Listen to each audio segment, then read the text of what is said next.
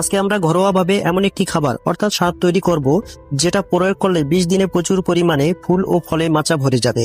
সারটি তৈরি করার জন্য যা লাগবে: চাল ধোয়া পানি, পাকা কলা, পেঁয়াজের খোসা বা পেঁয়াজ ব্যবহার করা চা পাতা এবং হলুদের গুঁড়া। প্রথমে একটি বাটি নিব। এই বাটির মধ্যে ছোট সাইজের 4টি কলা ছিলে সুন্দরভাবে পেস্ট করে নিব, যাতে পানির সাথে সহজে মিশতে পারে। এবার কলার পেস্টকে একটি পটের মধ্যে রেখে তার মধ্যে 1 লিটার পরিমাণ চাল ধোয়া পানি দিয়ে দিব। এবার এর সাথে দিব 6 থেকে 8 চামচ ব্যবহার করা চা পাতা। তারপর যে কাজটা করতে হবে সেটি হলো পেঁয়াজের খোসা দ্রবণটির মধ্যে মেশাতে হবে। আমরা 1 লিটার পানির জন্য 25 গ্রাম পেঁয়াজের খোসা নেব।